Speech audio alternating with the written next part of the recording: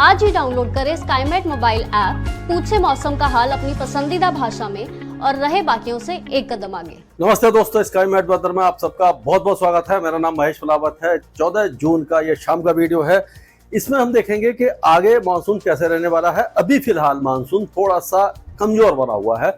हालांकि पिछले 24 घंटों में हमने देखा है कि विदर्भ और जो मराठवाड़ा के कुछ इलाके और तेलंगाना के साथ साथ साउथ छत्तीसगढ़ और जो साउथ उड़ीसा है वहां पर भारी बारिश हुई है और पूर्वोत्तर राज्यों में बारिश की गतिविधियां काफी अच्छी देखने को मिली हैं। दक्षिण भारत में बाकी इलाकों में यानी कि जो तमिलनाडु है, आंध्र प्रदेश है, केरल है, कर्नाटक, यहाँ पर बारिश में कमी देखने को मिली है।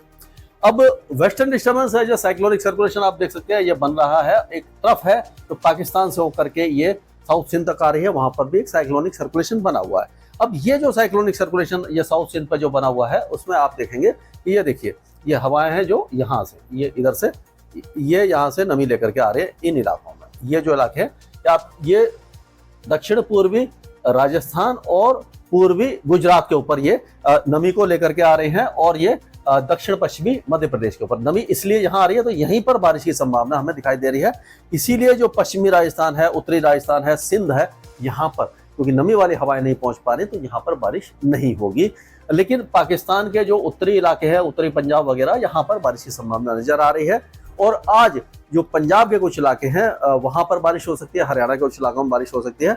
और जो पश्चिमी विक्षोभ है उसका असर हमें लग रहा है कि जो गिलगिट बाल्टिस्तान, मुजफ्फराबाद, लद्दाख और जम्मू कश्मीर केवल इन्हीं इलाकों में दिखाई देगा। हिमाचल प्रदेश में बहुत हल्की बारिश या एक दो स्थानों पर तेज हवाएं चल सकती हैं। उत्तराखंड में केवल बादल छाएंगे, बारिश नहीं होगी। तो इस तरह का मौसम रहने की संभावना है। तापमान देखिए प्रयागराज में 47 डिग्री है और गंगानगर, डाल्टनगंज, ये पूरे इलाके जो है बहुत ज्यादा गर्म बने हुए हैं। अगर हम देखें तो पहले भी मैंने आपको बताया था, तो ये जो इस समय जो पूरा आप देखिए ये पूरा पाकिस्तान का इतना इलाका और यहाँ से लेकर के ये पूरा जो इलाका है ये पूरा हीट वेव की चपेट में, सिंध से लेकर के और ये पूरा पंजाब है, हरियाणा है, दिल्ली है, उत्तर प्रदेश और ये झारखंड और उड़ीसा, ये सारे इलाके जो हैं ये सारे इलाके भीषण लू की चपेट में दिखाई दे रहे हैं। और जो मानसून है वो 13 तारीख तक 9% की कमी के साथ बना हुआ है, यानी कि मानसून थोड़ा सा कमजोर हुआ है। अगर पंजाब की बात करते हैं तो पंजाब में बारिश की गतिविधियां आज कुछ इलाकों में हो सकती है, धूल भरी आंधी आ सकती है, थोड़ा बहुत टेम्परेचर में गिरावट होगी लेकिन बहुत ज्यादा राहत नहीं है। ये आज का वेदर है, उसके बाद कल से फिर से मौसम साफ हो जाएगा, गर्मी फिर बढ़ेगी और ये 18 या 19 तारीख तक पंजाब में कहीं पर भी आपको राहत नहीं मिलने वाली है। 44 से 46 और 45 डिग्री के बीच में तापमान बने रहेंगे, यानी भीषण गर्मी आपको परेशान अभी फिलहाल करती रहेगी। वहीं अगर हम देखें तो आज कुछ इलाकों में छुटपुट जो खंड वर्षा है या जो धूल भरी आंधी है कुछ इलाकों में, ये हरियाणा में भी आ सकती है, दिल्ली में बादल छा सकते हैं, एक दो स्थानों पर बादल गरज भी सकते हैं, लेकिन कुछ खास वेदर एक्टिविटी दिल्ली में दिखाई नहीं दे रही। हरियाणा के कुछ इलाकों में, पश्चिमी हरियाणा में खास करके हमें कुछ न कुछ मौसमी गतिविधि दिखाई देगी। दिल्ली में भीषण गर्मी का प्रकोप है, 45 से 46, 47 और 48 डिग्री तक तापमान जा सकते हैं कुछ इलाकों में। और उसी तरह से हरियाणा में भी 45 और 46 के बीच में टेम्परेचर अगले 4 दिनों तक बने रहेंगे। कोई भी राहत आपको नहीं मिलने वाली है। पूरी तरह से आप कमर कस लीजिए कि ये जो भीषण गर्मी का जो हीट वेव का स्पेल है इस साल पिछले कई सालों की तुलना में सबसे ज्यादा है। इससे पहले 2016 में इतनी गर्मी पड़ी थी और ये इस बार इतनी गर्मी दिखाई दे रही है। उत्तर प्रदेश की अगर हम बात करते हैं तो जो झारखंड और पूर्वी बिहार के ऊपर एक साइक्लोनिक सर्कुलेशन है, उसके प्रभाव से हवाएं जो हैं वो थोड़ा सा इस तरह से यहाँ से घूम के आएगी। ये जो इलाका है यहाँ पर आपको ये पूर्वी हवाएं इन इलाकों में दिखाई देगी। तो जो उत्तर पश्चिमी उत्तर प्रदेश है यहाँ पर थोड़ा बहुत राहत रहेगी, उमस भरी गर्मी रहेगी। बहराइच, श्रावस्ती, बलरामपुर, सिद्धार्थनगर, खुशीनगर, महाराजगंज, संत कबीरनगर, गोरखपुर, देवरिया यहाँ पर। लेकिन ये जो इलाका है यहाँ पर आपको मालूम है कि यहाँ पर जो हवाएं हैं वो इस तरह से आ रही है, यानी पश्चिमी हवाएं आ रही है, यही घूम करके ऐसे जा रही है, ये पश्चिमी हवाएं घूम करके जा रही है। तो ये जो पश्चिमी हवाएं हैं ये मेरठ, मुजफ्फरनगर, सहारनपुर और बुलंदशहर, अलीगढ़, हाथरस, मथुरा, एटा, फिरोजाबाद, मैनपुरी, जालौन, झांसी, ललितपुर, हमीरपुर, कानपुर देहात, ये सारे जो इलाके हैं शाहजहांपुर से लेकर के और ये रायबरेली, फतेहपुर, प्रतापगढ़, चित्रकूट, प्रयागराज, भदोही, जौनपुर, ये जितने भी इलाके हैं भीषण गर्मी की चपेट में रहने वाले हैं। यहाँ पर मानसून की दस्तक अभी फिलहाल नहीं होने वाली है।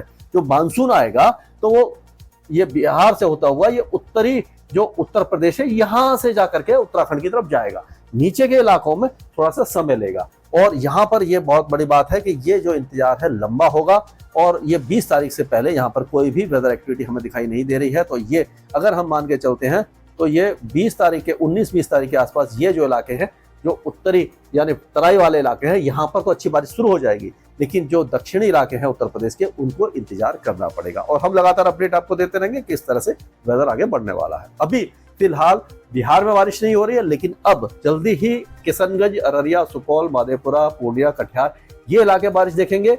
और उसके बाद 17 तारीख से बारिश बढ़ेंगी। 18 और 19 तारीख को मानसून बिहार के आधे से ज्यादा इलाके को कवर कर जाएगा और उस समय यहाँ पर राहत आपको दिखाई देगी।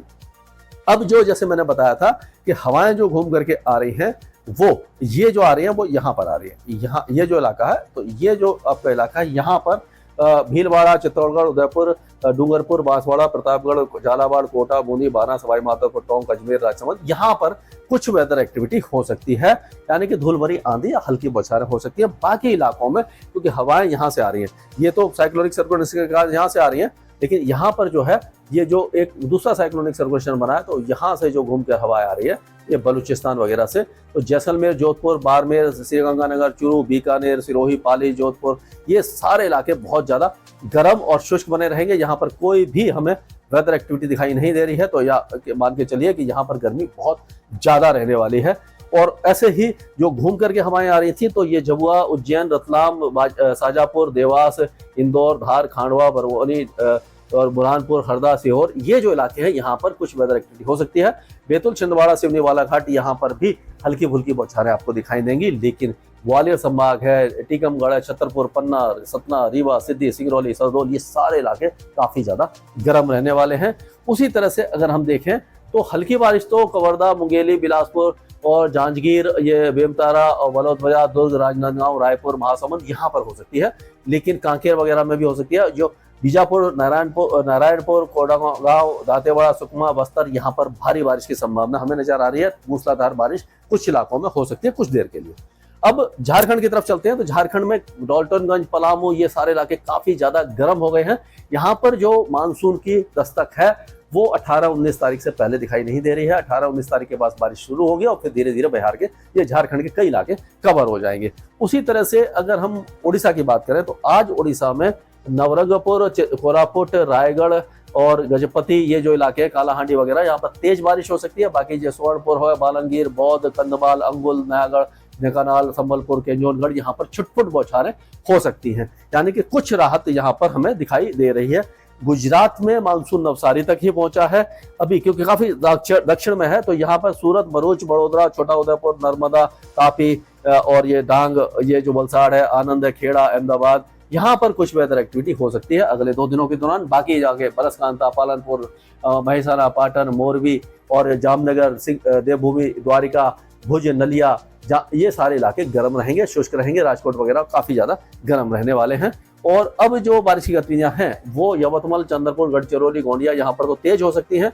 बाकी इलाकों में छुटपुट बारिश की गतिविधियां होंगी। मुंबई वगैरह में भी हल्की बारिश होगी। रत्नागिरी, सिंधुदुर्ग में थोड़ी सी तेज बारिश हो सकती है।